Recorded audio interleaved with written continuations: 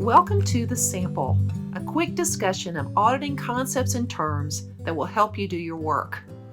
Conducting an audit in accordance with auditing standards is no small feat, and I want to support you. We'll be referring to the GAO, IIA, and AICPA literature to bolster our conversations. Let's get started. In this episode, we answer the question, what are the 3 types of audit evidence? Now, I love the auditing profession because we are a fact-based profession. We don't say things unless we can back it up with evidence. And I love that. We also are making a promise to the readers of our audit report that our opinions and conclusions are valid. Look at this paragraph that we put into our audit reports if you're a performance auditor following Yellowbook standards. Even if you're not, it's worth looking at the second sentence.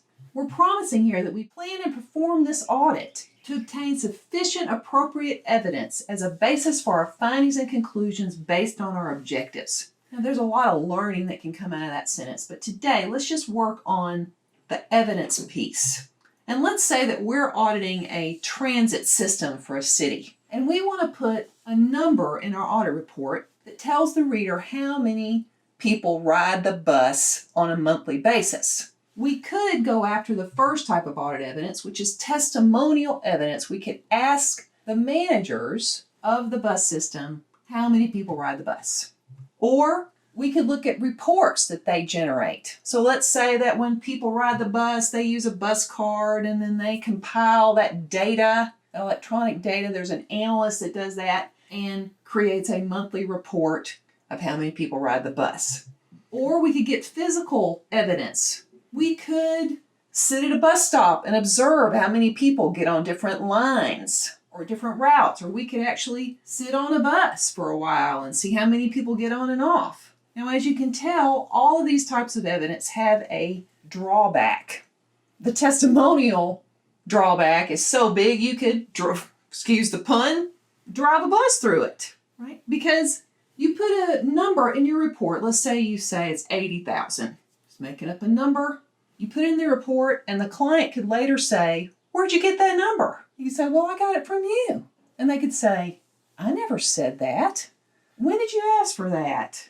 And you say, well, I asked for it here. And they say, oh, I didn't even understand what you were asking for, right? So testimonial evidence, not so good.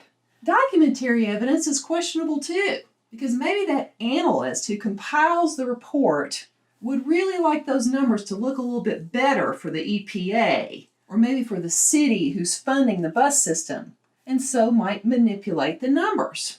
Now, the drawback with the third type of evidence, physical evidence, is it's often pretty expensive to get. Sitting on the bus, sitting at the bus stop, that's pretty time-consuming. And they might act right on the day that you observe, especially if you let them know in advance that you're going to observe. So this would be pretty extreme, but let's imagine that you tell them, I'm going to ride bus number 5, and I'm going to ride it on Thursday. Well, they have their friends and family come out and ride the bus on Thursday, Route 5, so those numbers look better. So you can be misled with physical evidence. But if you can get all 3 of those pieces to align, it does make it stronger, and that's known as corroborating evidence. You've got the pieces all aligning and telling you the same story.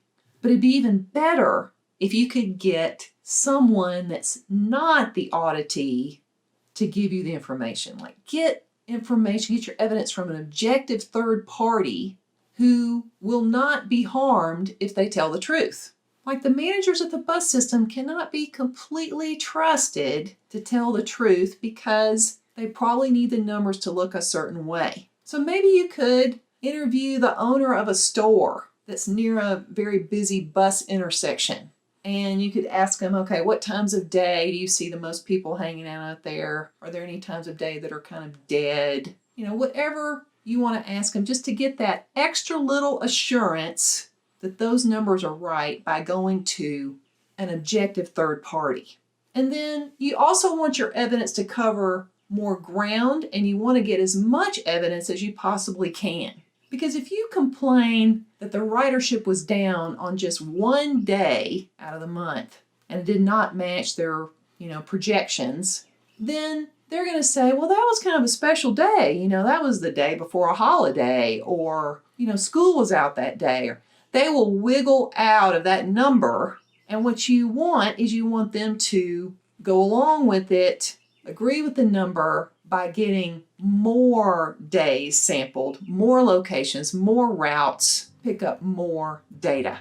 The GAO has some great guidance on evidence. Sections 8.90 through 8.115 of the 2018 Yellow Book are well worth your time. And that wraps it up for another episode of The Sample. True to the nature of a sample, we didn't talk about everything, so you've probably got questions.